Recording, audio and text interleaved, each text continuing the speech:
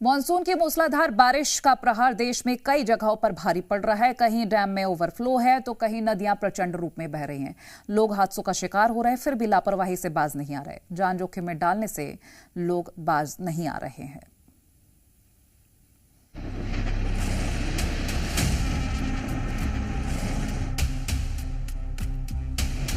जुलाई में मानसून की बारिश का प्रहार पहाड़ी इलाकों से लेकर मैदान में साफ दिखाई दे रहा है।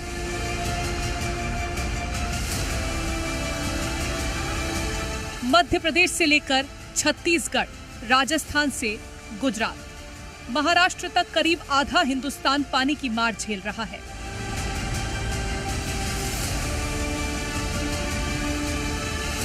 पिछले कई दिनों से हो रही मूसलाधार बारिश से मध्य प्रदेश के उमरिया जिले में नदी नाले और तटवर्ती इलाकों में बाढ़ की स्थिति बनी हुई है।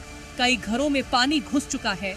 दर्जनों पुल पुलियों के ऊपर से पानी बह रहा है, जिसकी वजह से गांवों वालों के रोजमर्रा के कामों पर ब्रेक लग रहा है। रास्ते बंद हैं। जान का जोखिम भी है। पानी की मात्रा ज्यादा होने की वजह से संजय गांधी ताप विद्युत परियोजना के जोहिला डैम के सभी 6 गेट खोल दिए गए हैं।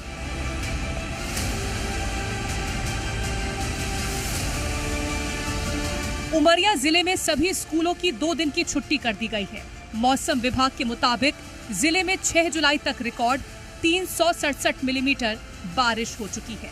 भारी बारिश के कारण नदी में जल स्तर बढ़ने से नदी किनारे खेत और घरों में पानी घुस गया है। उमरिया जिले में मूसलाधार बारिश का आज ये तीसरा दिन है। हालांकि आज सुबह से मौसम खुशगवार है और रिमझिम फुहारे हो ही बारिश के रूप में दिखाई दे रही है। उमरिया जिले के कलेक्टर ने भारी बारिश, नदियों में जल भराव और तटीय इलाकों में जल भराव को देखते हुए 2 दिन के लिए उमरिया जिले के सभी शासकीय एवं अशासकीय विद्यालयों को बंद रखने के निर्देश जारी किए हैं। लेकिन अभी भी कई नदी नालों में बाढ़ की स्थिति बनी हुई है और लोगों को आवागमन करने में कठिनाई का सामना करना पड़ रहा है।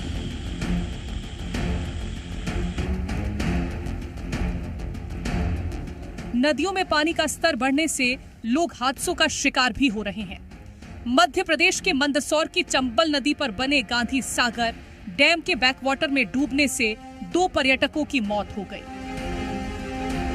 मंदसौर जिले के कवला इलाके को मिनी गोवा के नाम से जाना जाता है। यहाँ बारिश के मौसम में पर्यटकों की भीड़ उमड़ती है। इसी दौरान कोटा से आए 2 युवक डूब गए, जिनकी तलाश के लिए रेस्क्यू ऑपरेशन चलाया गया। दोनों के शव बरामद किए गए।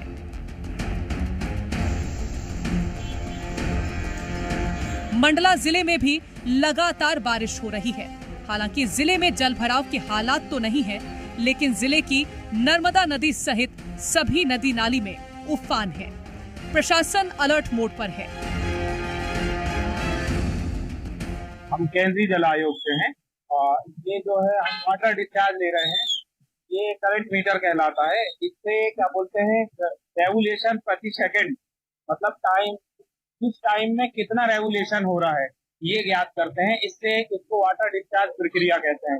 वाटर डिस्चार्ज इसलिए लिया जाता है कि ताकि हमें पता चल सके कि कितने क्यूबिक मीटर पानी यहाँ से फ्लो हो रहा है।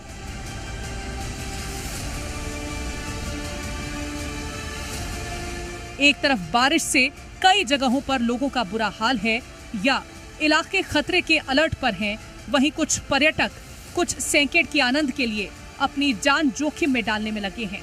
रतलाम की ये तस्वीरें देखिए, जहां खूबसूरत नजारों के बीच लापरवाही की तस्वीरें भी सामने आ रही हैं। पाटली क्षेत्र की वादियां और केदारेश्वर महादेव का झरना अब सेल्फी पॉइंट और रील मेकर का नया ठिकाना बन गया है।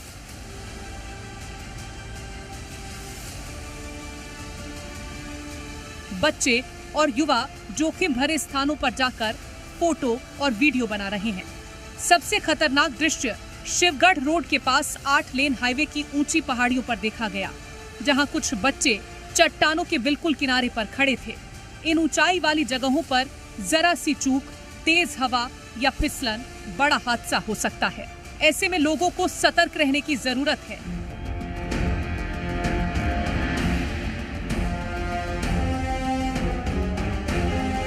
ऐसी ही लापरवाही भरी तस्वीरें सतना से भी सामने आई। तस्वीरों में देखा जा सकता है कैसे सतना के राजा बाबा फॉल में उफनते झरनों के बीच लोग अपनी जान जोखिम में डालकर पिकनिक मना रहे हैं। भारी बारिश के बाद झरने पूरे उफान पर हैं, फिर भी युवा बिना सुरक्षा इंतजामों के नहाने और सेल्फी लेने में मस्त हैं। खतरनाक तेज धाराओं के बीच गोते लगाने की लापरवाही कैमरे में कैद हुई है। स्थानीय प्रशासन ने चेतावनी जारी की है, लेकिन लोग बेपरवाह होकर खतरे को नजरअंदाज कर रहे हैं। मनोरंजन जरूरी है, लेकिन सावधानी उससे भी ज्यादा, कहीं ये खूबसूरत पलों की तलाश जिंदगी पर भारी ना पड़ जाए। ब्यूरो रिपोर्ट, जी मीडिया।